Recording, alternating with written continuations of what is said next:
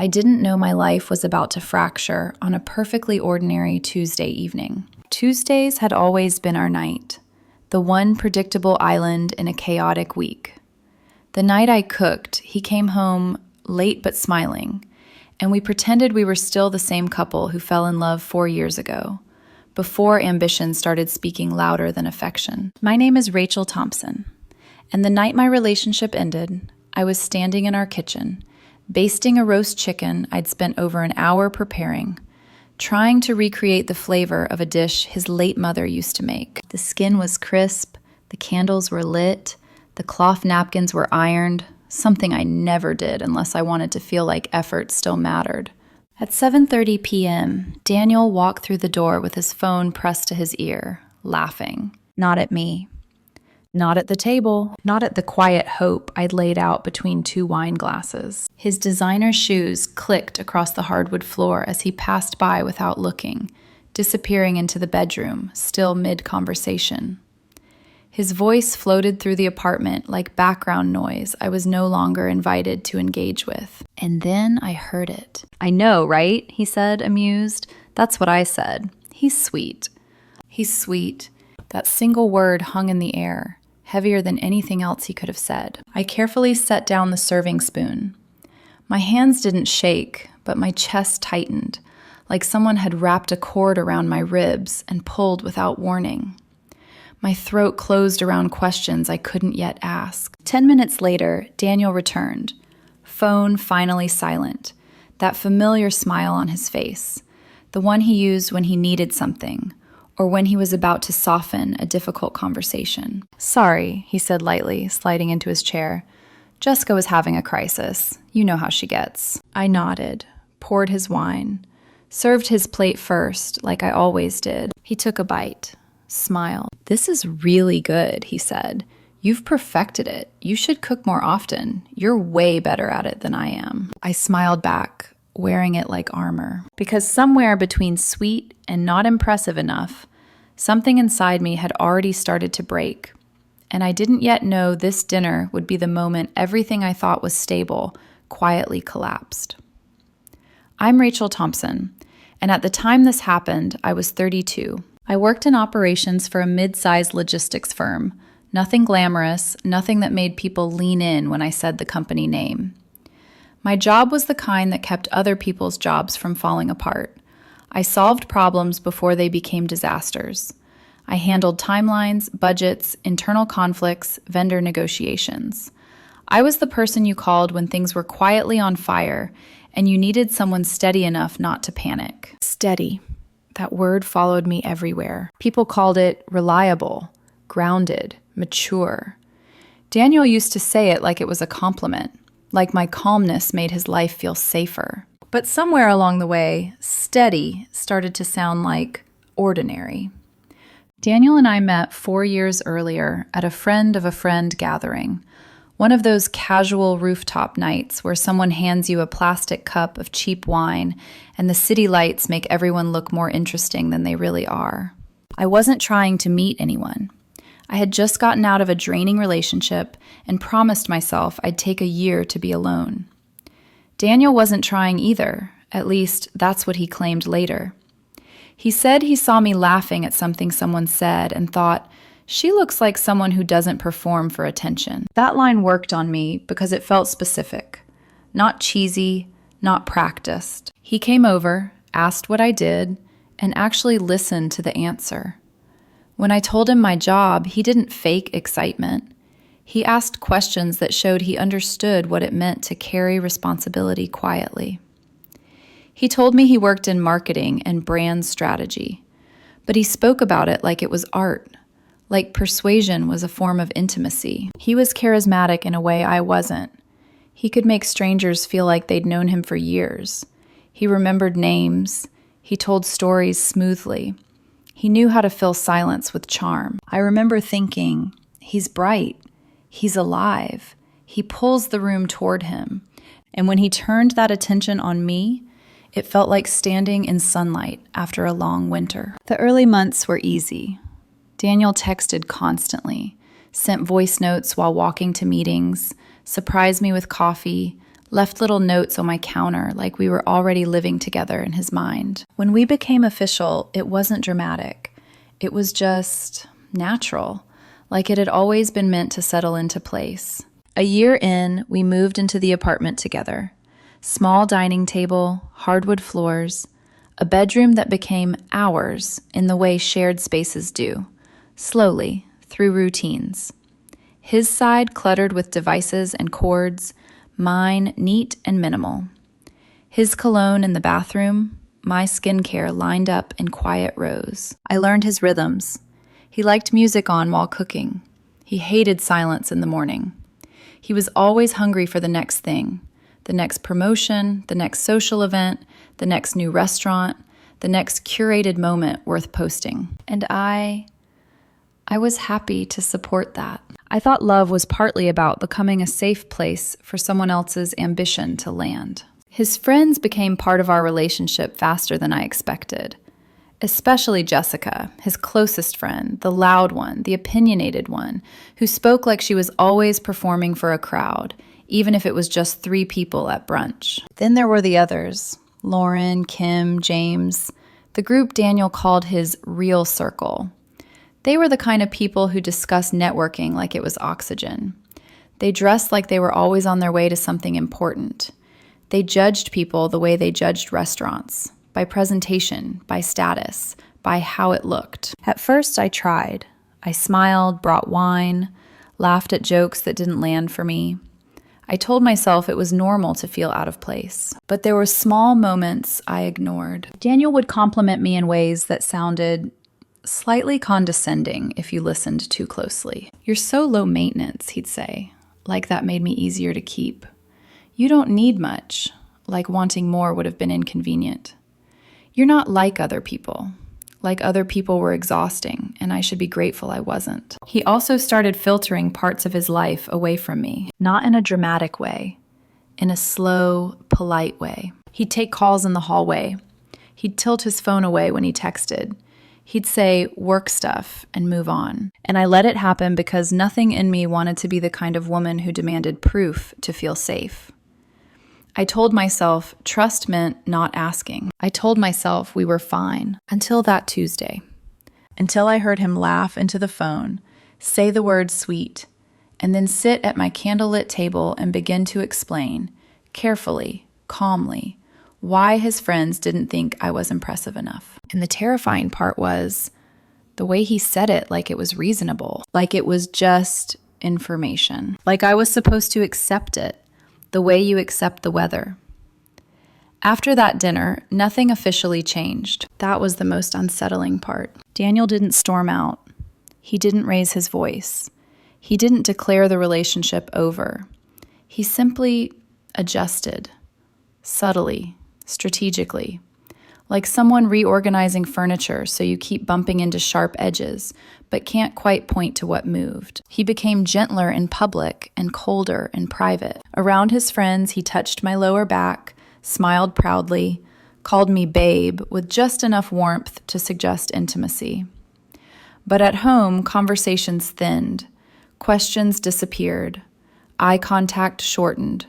He started speaking to me like someone he was slowly preparing to outgrow. The first real shift came with his birthday planning. Daniel's birthday was 3 weeks away, and suddenly it was all anyone talked about. Jessica, Lauren, Kim, group chats buzzed constantly. Opinions flew like confetti. I wasn't included in the planning. At first, I told myself it made sense. It's his friends, I thought. They've known him longer. But then I noticed how often Daniel stepped into another room to answer messages, how he'd lower his voice when I entered, how he'd say things like, "It's complicated," or "I'll explain later," and never actually explain. One night, while brushing my teeth, I overheard him on the phone again, not whispering, laughing. "She wouldn't get it," he said casually. "She's not really into that scene." That scene. Like it was a place I'd been quietly excluded from without being informed. Another time, at dinner with his friends, Lauren asked me what my long-term goals were. Not us, just me. I told her about wanting stability, maybe leadership in my department, buying a home that felt permanent instead of temporary. She nodded, smiling politely. "Oh," she said, "so comfortable." The word landed wrong. Daniel laughed lightly beside me. "That's Rachel," he said. "She's all about balance." Balance, comfort, sweet. None of these words were insults on their own, but together they formed a pattern. I started noticing how Daniel introduced me, not as his partner, not as someone he admired, but as someone who fit. "This is Rachel. She keeps me grounded. She's the practical one. She's low drama." Low drama felt suspiciously close to low impact. I tried to talk to him about it once, carefully, the way you approach a topic you're afraid might confirm your worst suspicions. "Do you ever feel like your friends don't really see me?" I asked one night while we folded laundry. He didn't look up, just shrugged. "They don't mean anything by it." "That's not what I asked." He sighed, irritation flashing briefly across his face before smoothing over. "They just have high standards," he said. "They want the best for me." "And do you?" I asked quietly. He paused then, just a second too long. "Of course," he said. "I wouldn't be with you otherwise." Otherwise. As if our relationship were a logical decision, not an emotional one. The more time passed, the more I felt like I was being evaluated instead of loved. Daniel started talking about alignment, about trajectory, about where he was headed. He never asked where I was headed. He stopped asking about my day altogether. Instead, he talked about people at work who were making moves, people who commanded rooms, people who had presence. And when I sat there listening, nodding, absorbing, I could feel myself shrinking, not because I was lesser, but because I was being measured by someone else's ruler. The worst part? I started measuring myself too. I wondered if I should dress differently, speak louder, want more, be more. I wondered if love required constant self-upgrading. And every time I felt that quiet ache of not being enough, I told myself I was overreacting. Until that Tuesday dinner, until Daniel finally said the quiet part out loud, until I realized the seeds of that moment had been planted for months, watered by comparison, fertilized by other people's opinions, and left to grow unchecked in a relationship that had slowly stopped feeling safe. And somewhere deep inside, I knew this wasn't going to resolve gently. It was going to break. The moment everything truly collapsed didn't come with shouting. It came with a sentence delivered calmly, carefully, like it had been rehearsed. Daniel leaned forward slightly, elbows near the edge of the table, fingers loosely wrapped around his wine glass. He didn't look angry. He didn't look cruel. He looked resolved. "The girls have been asking about you," he said, "about us." I felt my stomach tighten, a reflex I didn't consciously control. "Okay," I said. My voice sounded steady, even to me. "And I've been thinking about it," he continued, eyes still not quite meeting mine. "I don't know how to say this without sounding terrible. Just say it." The words echoed in my head before I spoke them out loud. "Just say it," I said. He exhaled slowly, like someone letting go of something heavy they've been carrying for a while. "They don't think you're impressive enough for me." The room went very quiet. Not the comfortable kind of quiet. The kind where sound disappears and all you can hear is your own pulse. I stared at him, waiting for more words to come that would soften it, reframe it, correct it. None did. "I'm sorry," he added quickly, mistaking my silence for confusion. "I mean, they like you. They think you're sweet, kind, stable." Sweet again. "But," he continued, pushing forward like he needed to get through it before I interrupted, "they think I could do better, that I should aim higher." Higher. The word tasted bitter when I repeated it. "Higher than what?" I asked. He shrugged, uncomfortable now, but committed. "You know, someone more ambitious, someone with more presence, someone who makes an impression when they walk into a room." I looked at him across that table, the man I had shared 4 years with, the man whose opinion had quietly become the loudest voice in my head. And what my voice was too calm. I could feel it, the unnatural stillness that comes right before something breaks. He hesitated. "I think," he started, then stopped, swallowed. "I think they might have a point." There it was. Not his friend's judgment. His. The thing he'd wrapped in other people's voices so he wouldn't have to own it outright. I nodded slowly. I see. Don't be like that, he said quickly, defensive now. I'm just being honest. Isn't that what we're supposed to do? Yes, I replied. Honesty is important. He relaxed at that, mistaking my agreement for acceptance. I knew you'd understand, he said, smiling faintly. You're so understanding. That's one of the things I love about you. Loved.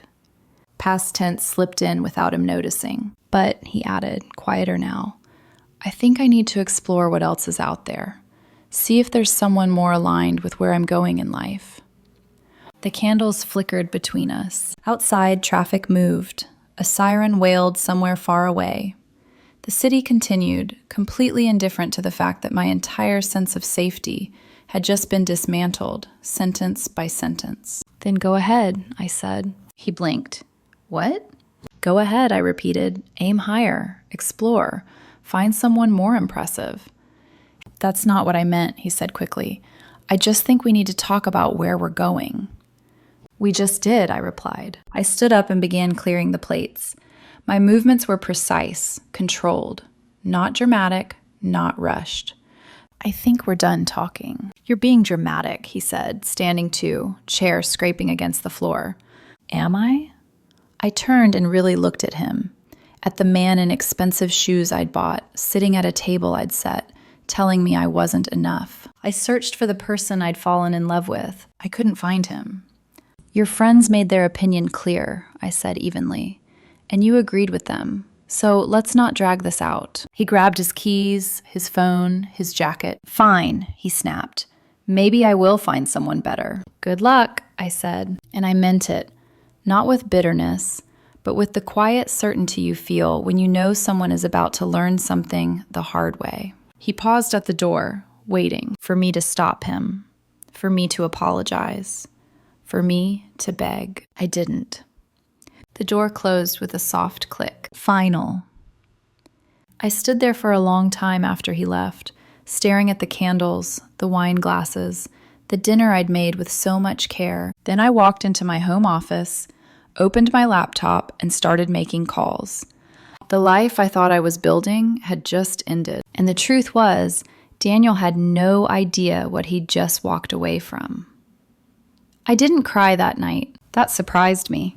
I stood in the kitchen long after the door closed, watching the candle flames shrink and tremble, listening to the quiet settle into corners that still smelled like roasted chicken and red wine. The kind of quiet that doesn't comfort you, it interrogates you. I waited for my body to react the way movies teach you it should, for my knees to give out, for my chest to heave, for grief to arrive loud and cinematic. Instead, I felt hollow, like something essential had been removed so cleanly there was no blood left to spill. I cleaned. That's what I did. I scraped untouched food into the trash, washed plates slowly, deliberately, dried the wine glasses and set them upside down like I always did. I folded the cloth napkins I'd ironed that morning and put them back in the drawer, pressing them flat with my palm, as if routine could anchor me. In the bedroom, Daniel's side already looked less occupied, like he'd been practicing leaving for months. His jacket was gone, his laptop, his favorite watch. That should have hurt more than it did. I sat on the edge of the bed and tried to make sense of what had just happened. 4 years, reduced to not impressive enough. I replayed the conversation over and over, not because I wanted to torture myself, but because my brain kept trying to fix it. Like there must have been a miscommunication, a phrasing error, a way I could have responded differently. But the more I replayed it, the clearer it became. Daniel hadn't misspoken. He'd finally spoken honestly, and that honesty revealed something I couldn't unsee. I had been loved conditionally. Loved as long as I fit the version of myself that made him look good to other people. Loved as long as I didn't ask him to see me deeply. Loved as long as I stayed small. Around midnight, I opened my laptop, not to stalk his social media, not to reread old messages. I opened my calendar. 3 weeks from now, Daniel's birthday. The plans were still there, Blocks of time I hadn't questioned because I thought they were leading somewhere meaningful. I remembered the conversations from months earlier. Daniel joking about proposals, about how one day he'd do it right, how he wanted it to be memorable, impressive, public enough to matter. I had believed him. I had imagined that moment more times than I wanted to admit. The way he'd look at me when he finally chose me openly. The way his friends would smile, surprised. The way I'd feel validated, not because of the ring, but because it would mean I had been worth choosing without reservation. The realization hit slowly and then all at once. He hadn't been planning a future with me. He'd been auditioning me. I closed the calendar. My phone buzzed. A message from Daniel. Can we talk? I stared at the screen for a long time. I imagined the conversation he wanted, the reframing, the softening, the expectation that I'd stay, adapt, improve. I imagined myself explaining how much that night hurt. And then I imagined his response. Not cruel, not apologetic either. Something neutral, something logical, something that made my pain feel inconvenient. I deleted the message. Then I blocked the number. Not out of anger, out of clarity. Breakups aren't dramatic in real life. They're administrative. They're a series of small, deliberate actions that add up to separation. The apartment was in my name. I called the landlord the next morning and asked about the early termination clause. He sounded surprised but didn't ask questions. Utilities came next, subscriptions. Streaming services Daniel had added without thinking. I deleted photos from my phone. Not in a rage, not ceremoniously, just methodically. Like removing files that no longer served a purpose. When my phone buzzed again from an unknown number, I didn't answer. I already knew what I needed to know. The most painful realization wasn't that Daniel thought I wasn't impressive. It was that somewhere along the way, I had started believing that being impressive was the same thing as being worthy. And that lie had kept me in a relationship where love was always contingent on performance. That morning, as sunlight filled the apartment and made the space feel unfamiliar, I brewed coffee and sat alone at the table we used to share. For the first time in a long while, I didn't feel like I needed to prove anything. I felt sad, but I also felt free, and that terrified me almost as much as it relieved me. Because once you stop shrinking for someone else, you can't go back to pretending you fit. The next 2 weeks unfolded quietly on the surface and violently underneath. Daniel didn't disappear the way people do when they're certain of their choices. He hovered, like someone who expected gravity to pull me back once the initial shock wore off. He tried calling from different numbers. He sent emails that sounded polite, reasonable, almost professional. He showed up at the apartment one afternoon while I was packing. I opened the door because I didn't want fear or avoidance to become part of my story. He stood there with his hands in his pockets, eyes scanning the half-empty living room like he was seeing consequences in real time for the first time. "You're really doing this?" he asked. "It's already done," I said. "You're throwing away 4 years because your feelings got hurt," he said, frustration bleeding through his controlled tone. "That's childish, Rachel." I looked at him calmly. "It wasn't a conversation," I said. "It was a revelation." He scoffed. "You're overreacting." "No," I replied quietly. "I'm finally reacting appropriately." I closed the door before he could respond. That should have been the end of it. It wasn't. The escalation didn't come directly from Daniel. It came from his circle. Jessica texted first. "Can we talk? Just us. I think there's been a misunderstanding." I didn't respond. Lauren followed. "You know he didn't mean it like that, right? We were just talking casually. You're taking it too personally." Then Kim. "Relationships need compromise. Nobody's perfect. You don't just walk away." Each message carried the same underlying assumption, that Daniel was the main character, that I was an accessory reacting poorly to feedback. What none of them seemed to grasp was that this wasn't about one comment. It was about 4 years of quiet erosion. Then came the birthday. Daniel's birthday. The one I had quietly been planning for months, believing it would be the night everything finally aligned. I had canceled the trip, canceled the restaurant, canceled the surprise helicopter tour. But the venue? The venue I kept, not out of spite, out of principle. That space represented something I needed to reclaim, not as his partner, but as myself. The night before the party, my phone rang at 3:47 a.m. Unknown number, I answered. Rachel, Jessica said, her voice shaking. Please don't hang up. I'm listening. Something in her tone made me sit up. We're at the venue for the final walkthrough, she said, and something's wrong. What's wrong? They showed us the seating chart, the invoice. Everything is in your name. Silence stretched between us. I don't understand, she whispered. She told us she planned everything, that she was paying for it herself, that you weren't even invited. I wasn't, I said calmly. He uninvited me 2 weeks ago, after deciding I wasn't impressive enough. I heard her inhale sharply. Oh God, she said, that conversation at dinner, we were joking. I didn't think... He agreed with you, I said, and used it. She started crying. We were wrong, she said. We were so wrong. And now? I asked. The venue manager keeps asking if you're still attending, she said. I don't know what to tell her. I stood up, walked to the window, and looked out at the city. I'll be there, I said. Jessica went silent. You are? Yes. And Jessica? Yes. Tell the others to pay attention tomorrow. They're about to learn something important about assumptions. The morning of the party, I didn't dress to impress. I dressed to arrive. Not the version of me that fit quietly into someone else's narrative, but the version that had been invisible by choice. I wore a tailored navy dress, clean lines, minimal jewelry, hair pulled back, confident, unremarkable in the way real authority often is. The venue buzzed with energy as guests arrived.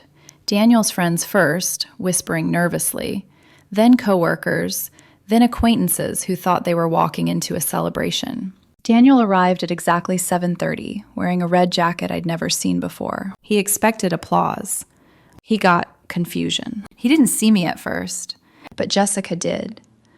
Our eyes met across the room, and I watched her face collapse into understanding. Dinner was served, conversation flowed. I sat at a back table, calm, observant, present. During the main course, Daniel finally noticed me. I saw the moment his confidence faltered. His smile froze. His posture stiffened. His eyes searched the room like he was trying to locate reality. Dessert plates were cleared. The lights dimmed. The venue manager handed me the microphone. The room went silent. Hi, I said evenly. For those who don't know me, my name is Rachel Thompson. Daniel's face drained of color. I was in a relationship with the birthday guest for 4 years, until 2 weeks ago. A murmur rippled through the crowd. I'm not here to ruin anyone's evening, I continued. I'm here because I paid for this event, and I believe everyone deserves the truth. The screen behind me lit up. Invoice. My name. Dates. Amounts. Gasps. I booked this venue 3 months ago, I said. Paid for everything you've experienced tonight. I did it because I loved him, and because I believed love was something you invested in quietly. Next slide. Receipts, trips, shared expenses. I'm not showing this to prove generosity, I said. I'm showing it to prove presence. The room turned toward Daniel. 2 weeks ago, I continued, I was told I wasn't impressive enough, that he should aim higher. I paused, and he was right. Final slide. My company logo, financials, valuation. I'm the co-founder and CEO of TechVault Solutions, I said, a data analytics firm currently valued at $43 million. Silence. I never announced it, I said, because real value doesn't require an audience. I set the microphone down and walked away. Behind me, the room erupted, but I didn't look back. For the first time in 4 years, I didn't need to be seen by the people who never truly looked at me.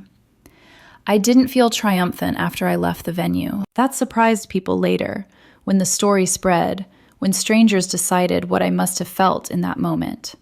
Vindicated, powerful, satisfied. But walking alone through the parking lot, heels echoing against concrete, all I felt was empty. Not relieved, not victorious, just profoundly bone-deep tired. Jessica followed me outside, breathless. Rachel, wait, Please. I stopped, but I didn't turn around right away. I needed a second to steady myself, to make sure my voice wouldn't betray how fragile I suddenly felt now that the performance was over. What? I asked. I'm sorry, she said quickly, for everything, for not seeing it, for not questioning what he told us, for reinforcing something that hurt you. I turned then and looked at her. Really looked. She wasn't crying for him. She was crying because the narrative she'd helped build had collapsed publicly, and now she had to live with her part in it. It's done, I said quietly.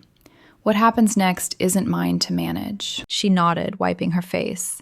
He's not okay in there. I know, I replied, and I did. Because I knew what it felt like to have your self-image crack open in front of people whose approval you'd built your life around. I got into my car and drove. No destination, just movement. The city blurred past me, lights streaking across the windshield, my phone buzzing nonstop in the cup holder like something alive and desperate. I didn't answer. I couldn't. When I finally parked by the waterfront, the adrenaline drained all at once, leaving behind something heavy and aching. I sat there, staring at my reflection in the dark glass, and felt it hit me. Not the humiliation he'd tried to put on me, the grief. 4 years doesn't vanish because the ending is justified. 4 years still means shared mornings, inside jokes, routines that become part of your nervous system. It means planning your future in plural terms, we, us, our, until the singular feels unfamiliar again. I thought about the version of myself from years earlier, the woman who believed being chosen quietly was safer than demanding to be seen. I thought about how carefully I'd edited myself, how I'd lowered my voice in rooms where Daniel needed to shine, how I'd softened my achievements so they wouldn't compete with his, how I'd learned to translate my worth into words that sounded non-threatening. And in that quiet car, alone by the water, something inside me finally cracked. I cried then, not loudly, just steadily, for the woman who thought love meant endurance, for the years I spent proving I was easy to love, for the version of me who believed if I stayed small enough, I'd be safe. My phone buzzed again. This time, I looked. Missed calls, messages, voicemails. Most were from Daniel. They followed a predictable progression: confusion, anger, accusations, panic. You humiliated me. You didn't have to do that. You went too far. You could have just talked to me. Not once did he ask how I felt. Not once. Then there was a voicemail from the venue manager. The party ended early, she said gently. There was a lot of discussion. The guest of honor decided to leave. I just wanted to check in and make sure you're okay. Another message from my business partner. My stomach tightened as I read it. My phone is blowing up.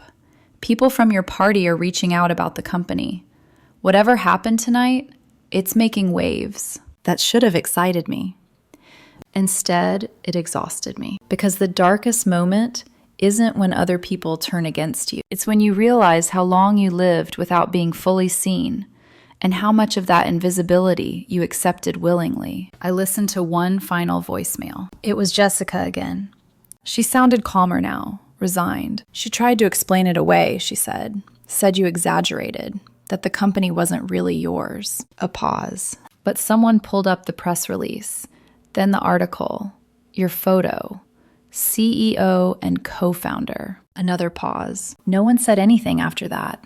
They just looked at her. I closed my eyes.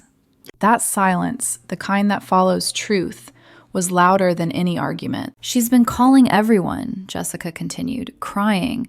But Rachel, I don't think she's crying because she hurt you. I think she's crying because she got caught underestimating you. That was the moment something inside me settled. Not anger. Clarity. Regret is about what you lose. Remorse is about the harm you caused someone else. Daniel was regretting. He wasn't remorseful. I deleted the messages. All of them.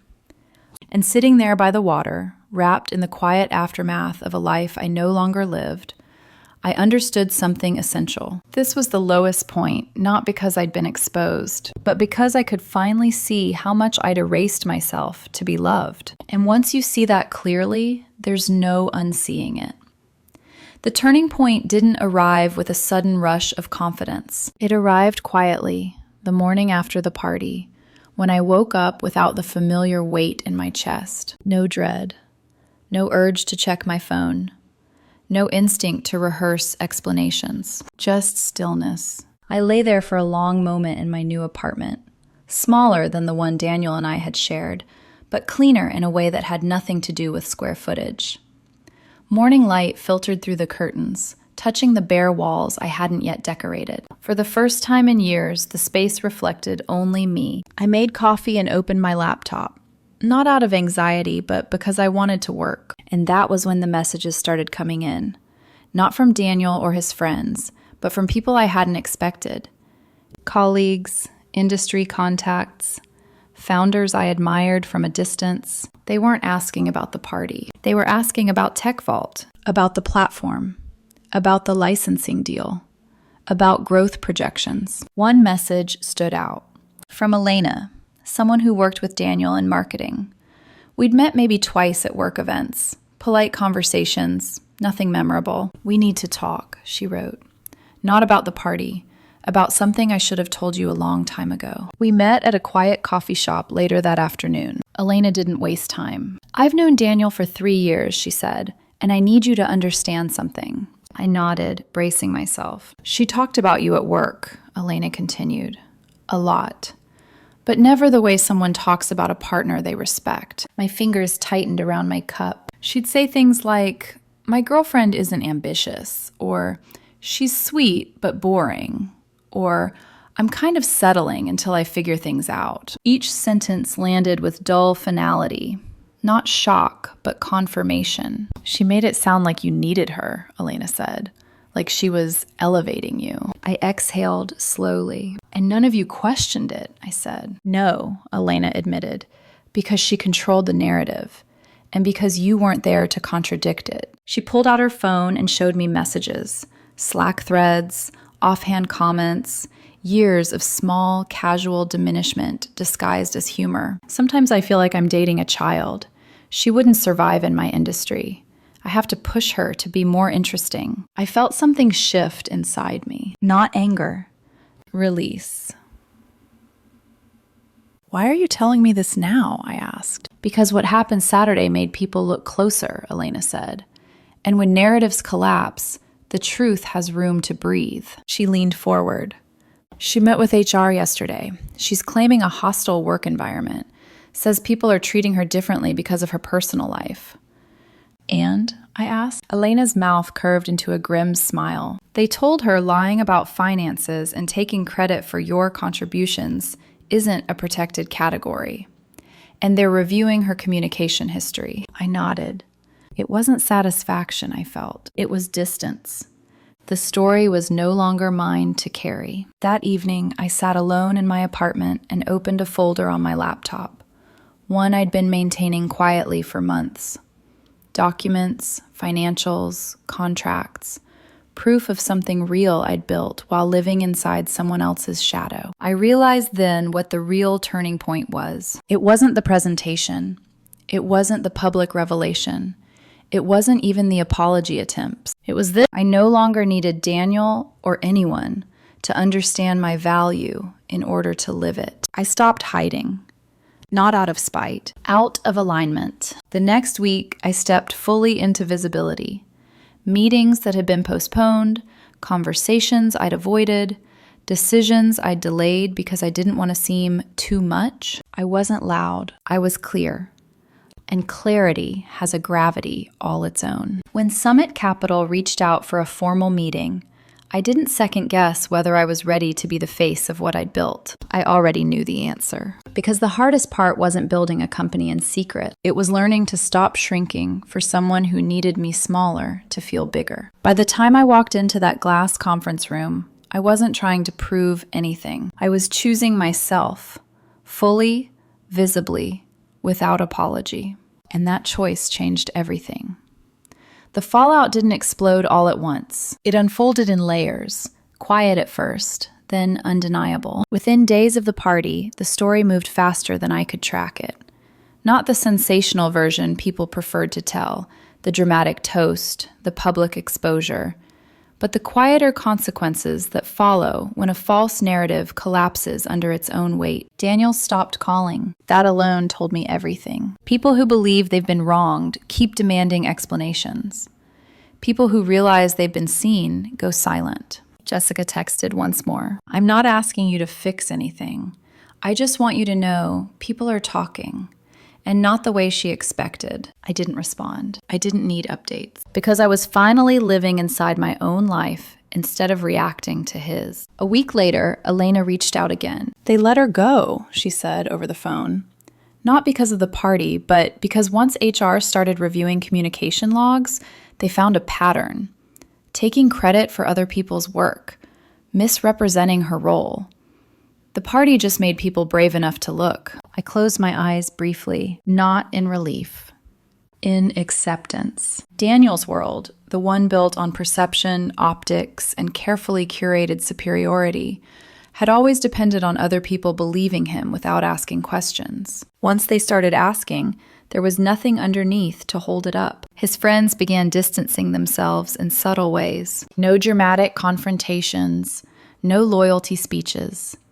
Just unanswered messages, canceled plans, awkward pauses in group chats that eventually went quiet. The same people who once encouraged him to aim higher now didn't want to be associated with the fallout of aiming wrong. And me? I didn't correct anyone, didn't clarify details, didn't defend myself.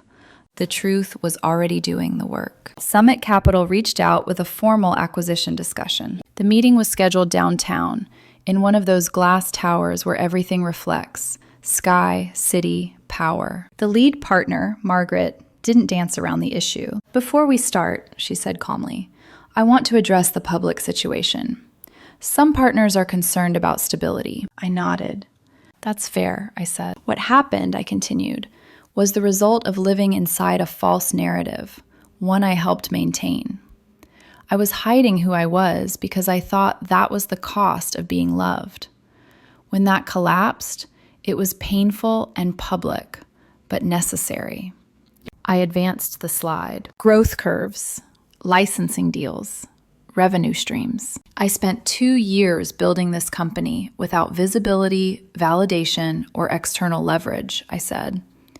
If I could do that in silence, I can lead it in the open. Margaret studied me for a long moment. You're comfortable being visible now? She asked. Yes, I said simply, because I'm no longer performing. The deal closed 2 weeks later. 9 figures. Performance milestones that could push it further. When I signed the final documents, I didn't feel euphoric. I felt aligned. That same week, I received an unexpected visitor. Daniel showed up at the new Tech Vault building one afternoon. Security called first. Someone named Daniel says he knows you, they said carefully. I hesitated, then sighed.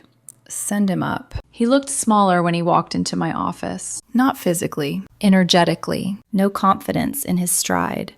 No rehearsed charm. Just a man stripped of the audience that once reflected his worth back to him. I'm sorry to ambush you, he said. You blocked my number. I did, I replied, but you're here now. Say what you came to say. He swallowed. I needed to see you, he said, to understand.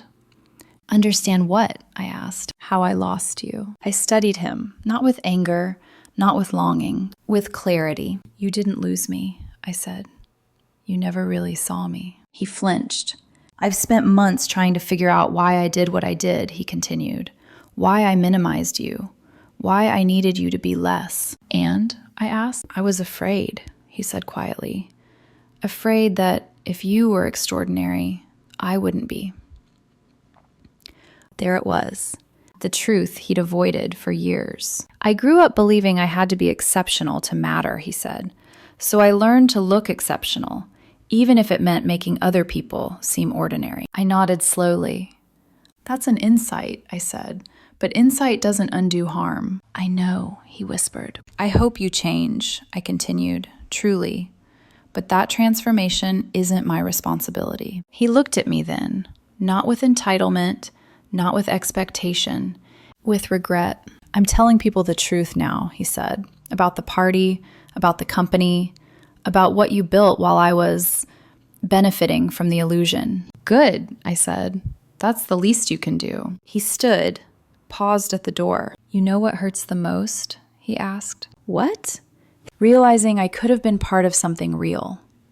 But I was too busy protecting my ego to recognize value when it was standing right in front of me. That's a lesson you'll carry, I said. So will I. He left. And this time, the door closing didn't echo. It didn't hurt. It just marked an ending that had already happened long ago. The fallout landed where it belonged, and I walked forward, untouched by the wreckage behind me. 3 months later, my life looked nothing like the one I'd been living, and yet it finally felt like mine. I stood alone on a quiet stretch of coastline just before dawn, the sand cool beneath my feet, the sky painted in that brief, honest gray that exists only before the sun commits to rising. I had rented a small house on the cliff for the weekend. No agenda, no meetings, no people who needed anything from me, just space. I watched the horizon brighten slowly and thought about how strange it was that peace didn't arrive with fireworks or applause. It arrived with stillness, with the absence of tension, with the simple relief of not having to perform worthiness anymore. My phone buzzed in my hand. A message from Margaret. The board wants to discuss international expansion, London and Singapore. Are you interested in building this global? I smiled, not because of the opportunity, but because of the clarity it confirmed. Very interested, I typed back. Let's talk Monday. I slipped the phone back into my pocket and let the sun rise fully. Behind me, the beach filled gradually. Families, joggers, surfers carrying boards under their arms, couples walking hand in hand. Ordinary life, continuing exactly as it always does. And mine? Mine had become extraordinary, not because I had changed who I was, but because I had finally stopped asking permission to exist at full volume. For years, I believed love meant adaptation. That if I made myself easier, quieter, less threatening, I would be chosen. I believed being impressive was something you proved outwardly, something others validated for you. I was wrong. Real worth doesn't announce itself. Real confidence doesn't require comparison. And real love doesn't ask you to disappear so someone else can feel taller. Daniel didn't lose me because I wasn't impressive enough. He lost me because he needed me to stay small. And I lost nothing by refusing to comply. If you've ever felt invisible in your own relationship, if you've ever edited yourself to be more acceptable, if you've ever been told directly or quietly that love was conditional on performance, hear this. The truth always surfaces. And when it does, the only real choice is whether you'll have the courage to stand in it. Choose truth. Choose yourself. The world will adjust.